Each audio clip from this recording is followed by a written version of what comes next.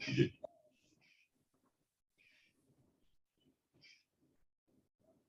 ओम शांति। आज बाबा मुझसे क्या चाहते हैं, एक नया एपिसोड आदरणीय अरुण भाई जी ने शुरू किया है। इसके कुछ कार्यक्रम हुए हैं जो ट्रायल के तौर पे हुए थे, और फिर से इसको पुरुषार्थ में आगे बढ़ाने के लिए नए ढंग से इसको आरंभ किया है। ऐसे बहुत सारे कार्यक्रम चल रहे हैं, और वैसे भी ब्रह्मा कुमार कुमारियां जितने भी भाई बहने हैं, बाबा के बच्चे पुरुषार्थी, वो मुरली को बड़े ध्यान से पढ़ते हैं। मुरली के पॉइंट्स पे भी मनन चिंतन होता है, मुरली का सार पढ़ते हैं, और अंत में भी धारणा के लिए सार होता है। तो उस पर विशेष ध्यान रहता है सभी का, बड़े छोटे जितने भी हैं। परंतु बाबा ने उस ज्ञान खजाने को और ज्यादा बढ़ाने के लिए, हमें और कुशाग्र बुद्धि बनाने के लिए, धारणा के सार के साथ साथ, मुरली के साथ साथ, मुरली में एक वरदान और स्लोगन, दो और अन्य बहुत अच्छी चीजें दी हैं। परंतु अक्सर ये देखा गया है कि जितना मुरली पर ध्यान होता है उतना शायद वरदान और स्लोगन पे नहीं होता है। या कई बार ऐसा लगता है कि आज का वरदान बहुत अच्छा था या आज का स्लोगन बहुत अच्छा था, तो उसमें कुछ ऐसी बातें होती हैं जो हमें चुभती हैं, ऐसे हमें, जैसे बाबा कहता है कि दिल को लगती है। तो आज का जो वरदान है ये भी उतना ही सुंदर है, और स्लोगन भी उससे मिलता जुलता है। तो आज का वरदान है, दुआओं के रॉकेट द्वारा तीव्र गति से उड़ने वाले विघ्न प्रूफ भव। तो ये दुआओं से संबंधित है, और दुआओं को रॉकेट की तरह बताया गया है, और उसको विस्तार से समझाने की चेष्टा भी की है, जैसे मुरली में अक्सर होता है।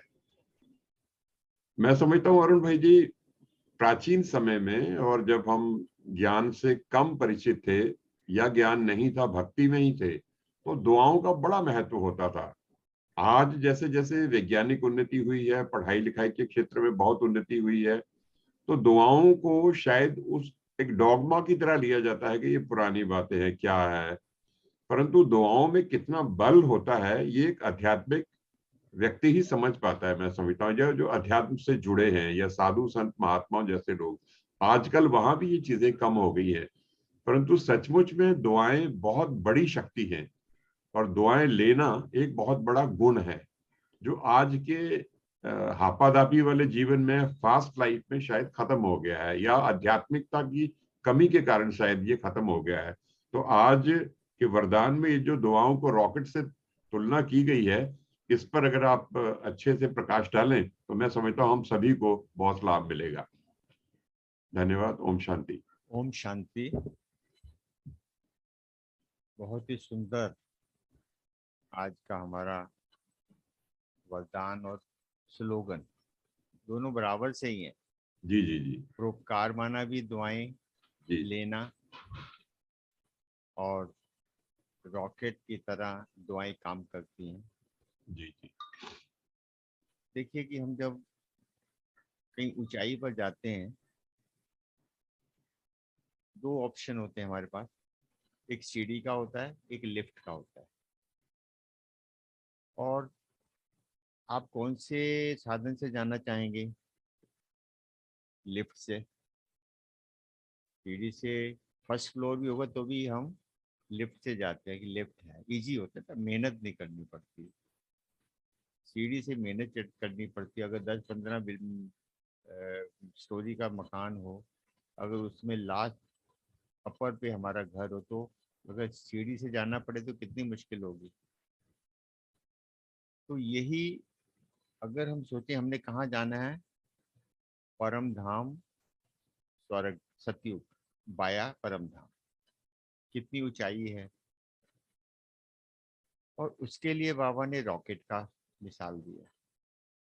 दुआएं किस लिए ले रहे हैं हम? पहली बात तो ये है कि दुआएं हम किस लिए लें, कुछ तो पर्पज होना चाहिए ना।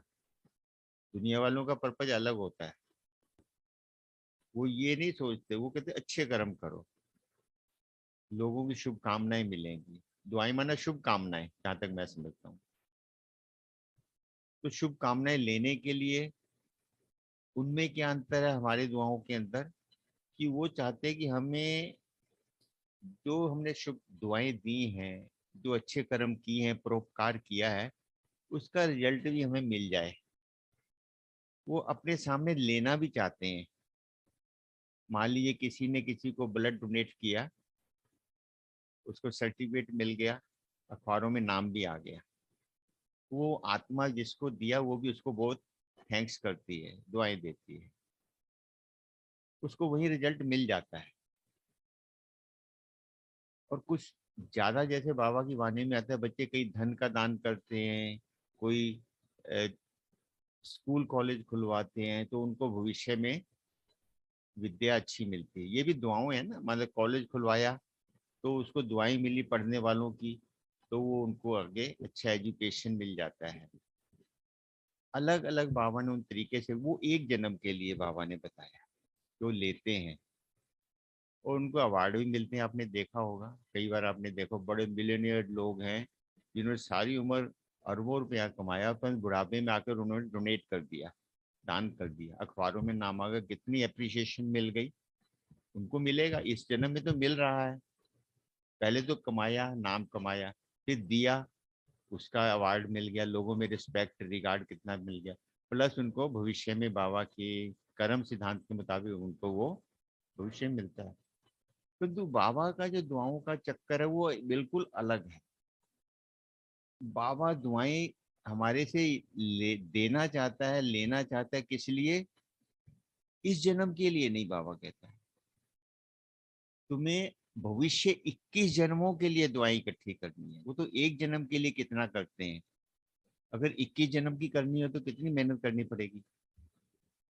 तो यहाँ पर हमारी दुआओं के अंदर और उनकी दुआओं के अंदर अंतर होता है, जहां तक मैं समझता हूँ, हम समझ सकते हैं ये दुआएं सीधी हमारे और उनके अंदर डिफरेंस क्या है।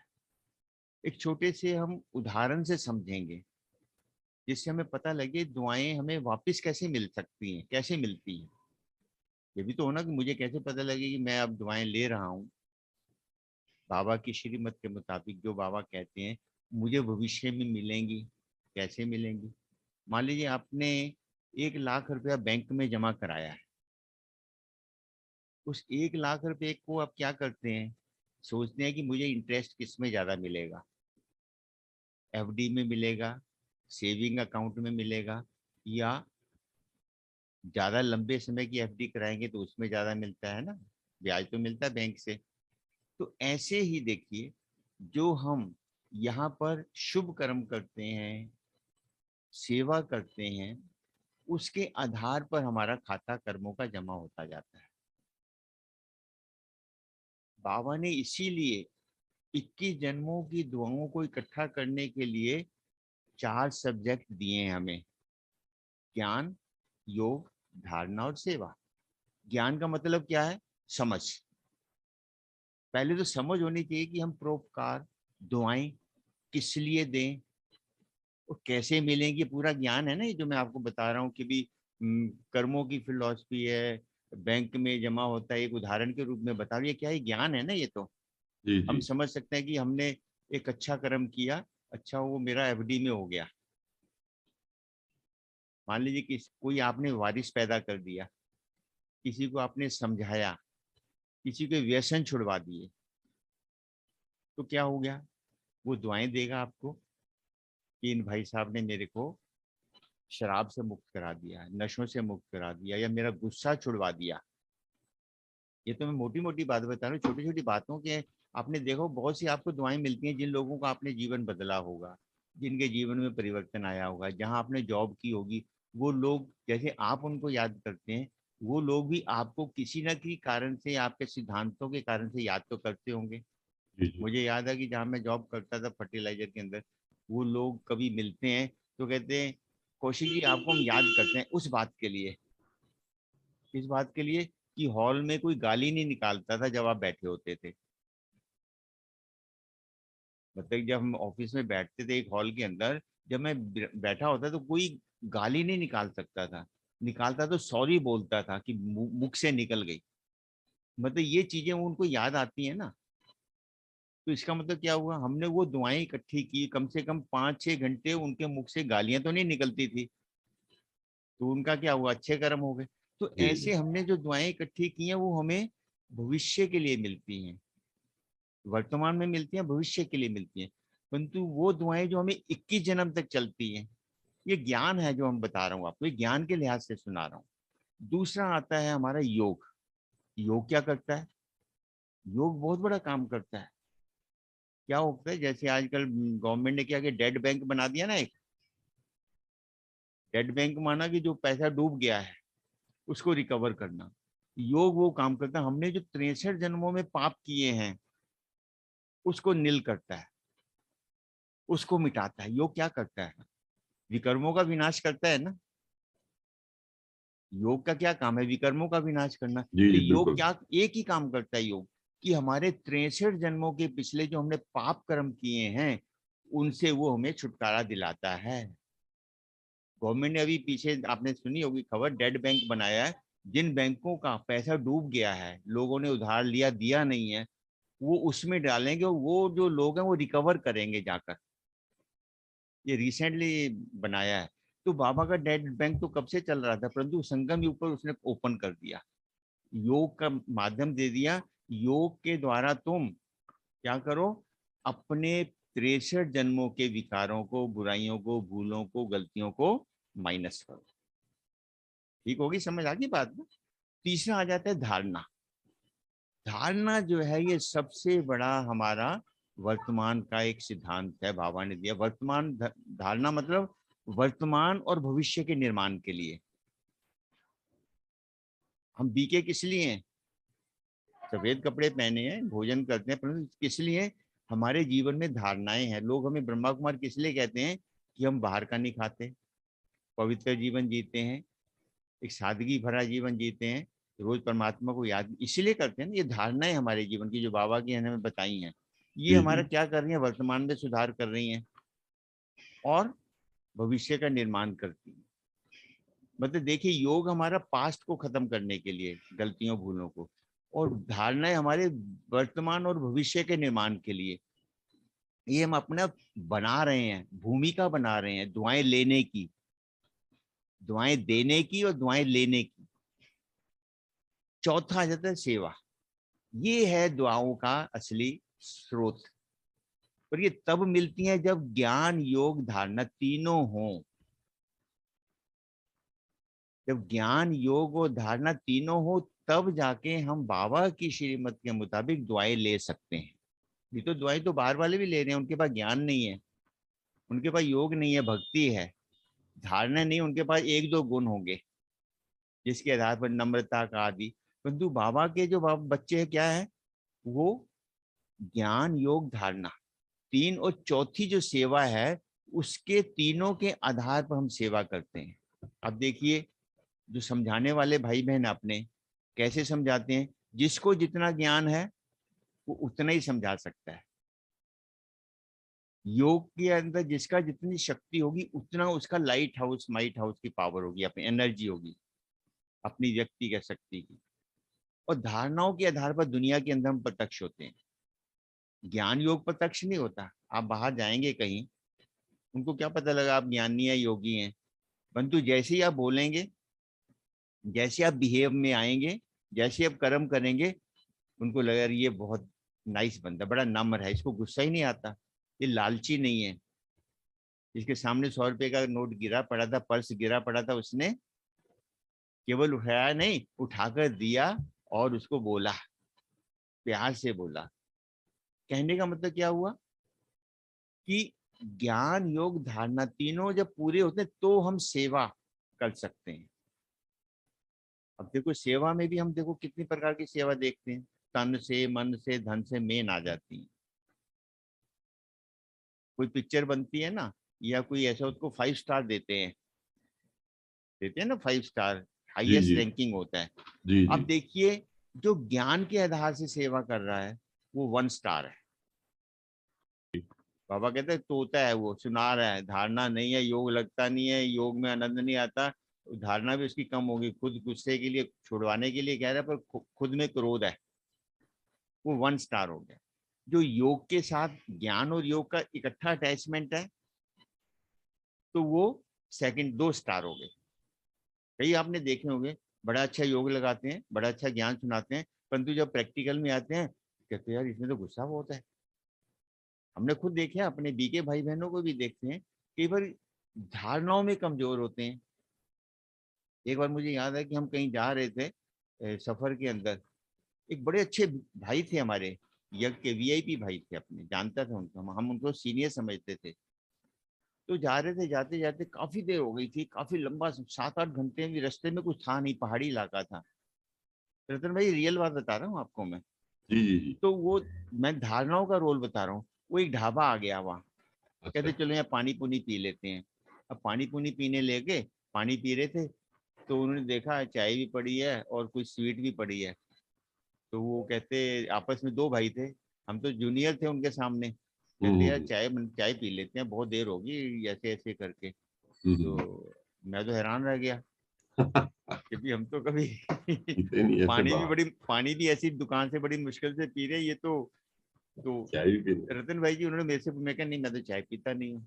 हाँ तो फिर उसके बाद वहाँ ना क्या बड़ी अमृति होती है ना, हाँ। खाने वाली, जी जी एक वो जी। नमकीन सा होता है, कोई भुजिया था। अच्छा वो अच्छा। कहते हैं ये खा लेते हैं, शाम को 2-3 घंटे पड़े अभी हाँ हाँ पहुंचने में। हाँ तो कहते हैं अरुण भाई जी आप, मैंने कहा जी मैं तो आज तक जीवन में खाया नहीं कभी। हाँ। बहुत शर्मिंदे हुए, परंतु अच्छा उन्होंने लिया। अच्छा। अब उस समय मेरे मन में देखो आया कि देखो ज्ञान योग कहीं ज्यादा हमारे से, हाँ परंतु धारणा में कच्चे निकल गए। हाँ। कई बार आपने देखा होगा हम अपनी धारणा, ये तो मैंने एक सैंपल बताया ना, जी हम जी जी अपनी धारणा कहीं ना कहीं छोटी मोटी बड़ी गुप्त रूप में तोड़ देते हैं। जी जी जी। तो गुप्त धारणा गुप्त होती है, कुछ धारणा, अब मेरे अंदर क्या चल रहा है आपको क्या पता।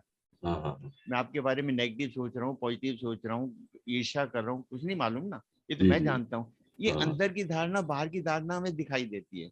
जो दोनों अंदर और बाहर से धारणा युक्त होते हैं उनको 3 स्टार, ज्ञान में भी प्रवीण है, योग में भी प्रवीण है, और धारणा में प्रवीण है। जो तीनों में प्रवीण होगा, उस सेवा के अंदर कितना संलिप्त होता है, कितना इन्वॉल्व होता है, जब ये चारों मिल जाते हैं इकट्ठे, तो 5 स्टार बनता है। तो ये हम दुआएं ले रहे हैं। अगर हम 100% दवाई लेना चाहते हैं तो हमें चारों विषयों के अंदर बराबर से चलना पड़ेगा। नहीं तो हम कहीं ना कहीं किसी ना, तभी तो बाबा कहते हैं वारिस क्यों नहीं निकलते।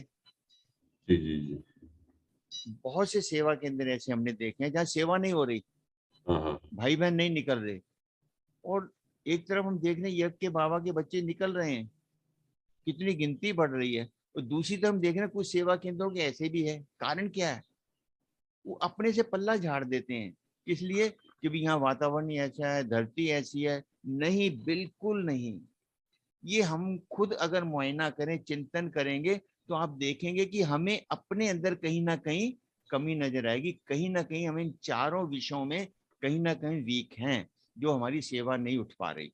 तो कहने का मतलब क्या है, वो दुआएं नहीं मिल रही उस शहर से उनको, उस जगह से दुआएं नहीं मिल रही। अब दुआएं कैसे मिले, कहाँ से मिलेंगी। सबसे पहले दुआएं रतन भाई जी अपने घर से लेनी चाहिए, जी जी लौकिक घर के अंदर, जी जी। और स्पेशली नॉन बीके हो तो, ठीक ठीक।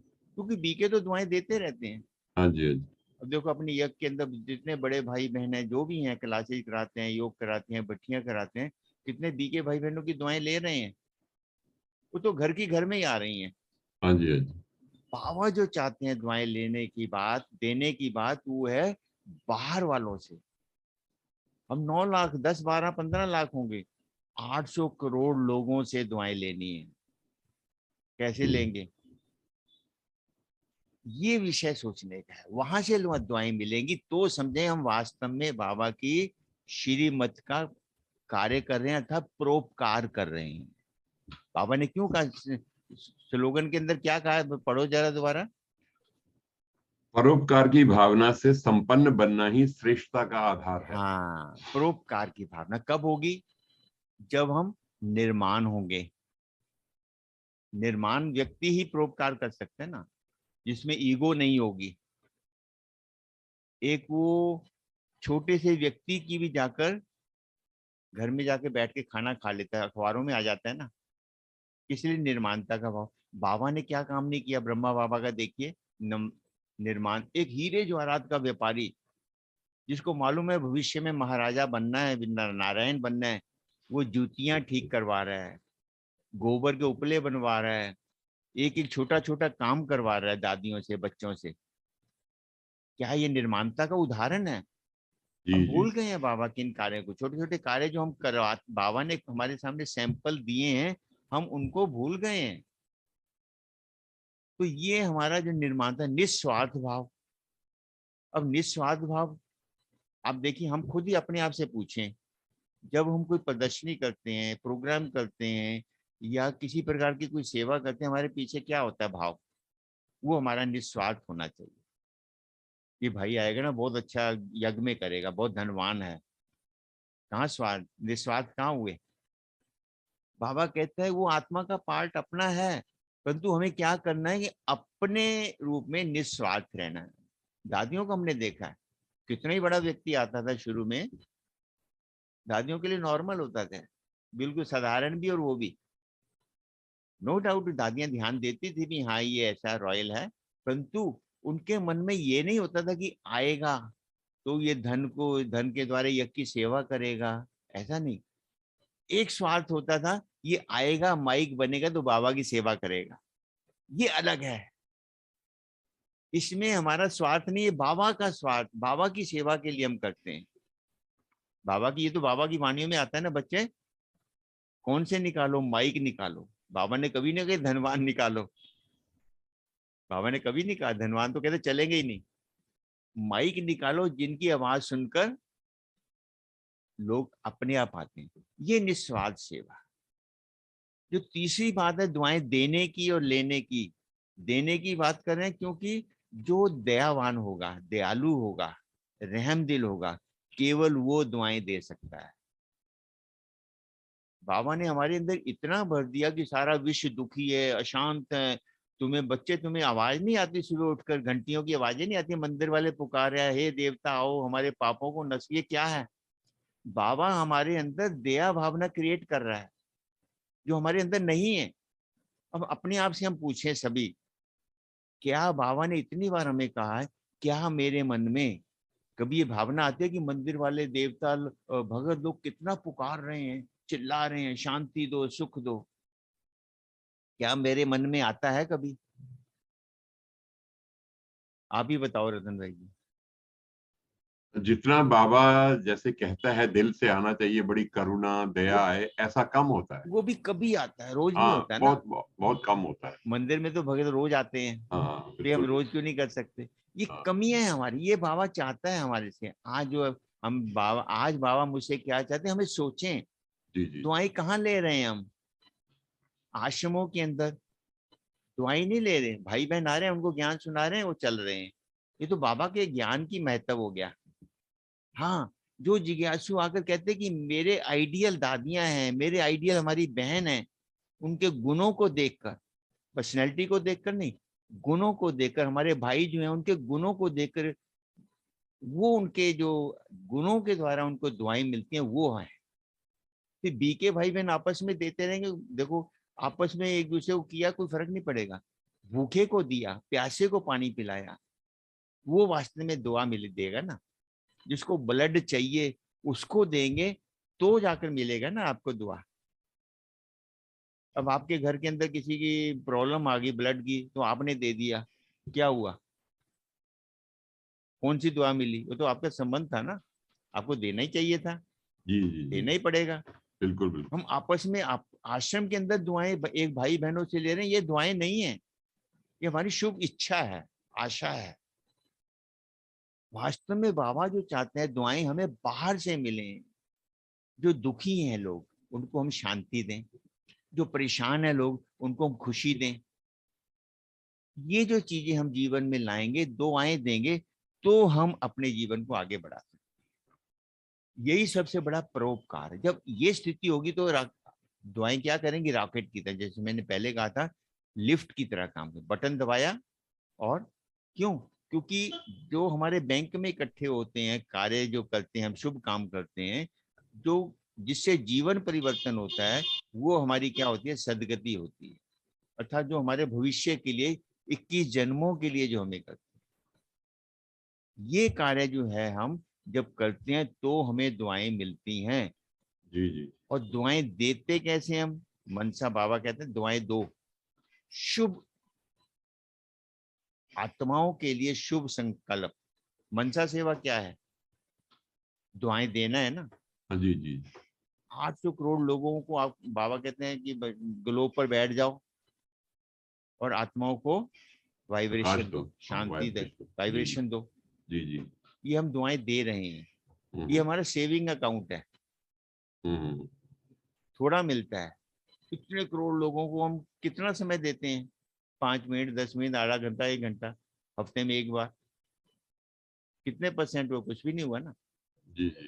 परंतु जो हम ज्ञान सुनाते हैं योग के द्वारा, जो शक्ति है, जो हम धारणाओं के, वो हमारा फिक्स डिपॉजिट है। मान लो आप किसी शॉप के ऊपर जाते हैं, कहीं काम काज जाते हैं, वहां पर कोई ऐसी बात होती है, आपकी धारणाओं की प्रत्यक्षता हो जाती है। आपके बोल द्वारा, आपकी पर्सनैलिटी द्वारा, आपके व्यवहार द्वारा, वो हमारा क्या होगा, वो याद रखेंगे जीवन भर। वो व्यक्ति वहां मिला था, उसने मुझे ये कहा था। कमाल का बंदा है वो। ये दुआएं मेरे को याद आता है, एक बार जगदीश भाई जी ने बताया था, सुना रहे थे, कहते एक बार मैं पार्सल लेके गया था रेलवे स्टेशन के ऊपर, लाइन में लंबी थी, लाइन में खड़े थे, हाथ में पार्सल था, काफी भारी था। तो पीछे से धक्का सा लगा, वो पार्सल गिर गया। किसी भाई का था आगे, मतलब जगदीश भाई जी पीछे खड़े थे, एक पार्सल लेके भाई आगे खड़ा था, उसके पीछे ये खड़े थे, इन्होंने कुछ पोस्ट करनी थी। जब धक्का लगा, वो पार्सल भाई के हाथ से गिर गया और जगदीश भाई जी के पाँव पे गिर गया। वो थोड़ी तीखी चीज थी, वो उनके पाँव पे खून निकल आया। खून निकला, सब लोग बोलने लग गए उस भाई को, तुम्हें शर्म आनी चाहिए, देखो इनके ऊपर खून गिर गया, ये हो गया, वो। जगदीश भाई जी कहते मैंने चुप करवा दिया, नहीं भाई इनका कसूर नहीं है, मेरी बाजू लग गई थी, मेरी बाजू लग गई थी इसलिए गिर गया। फिर सब चुप हो गए।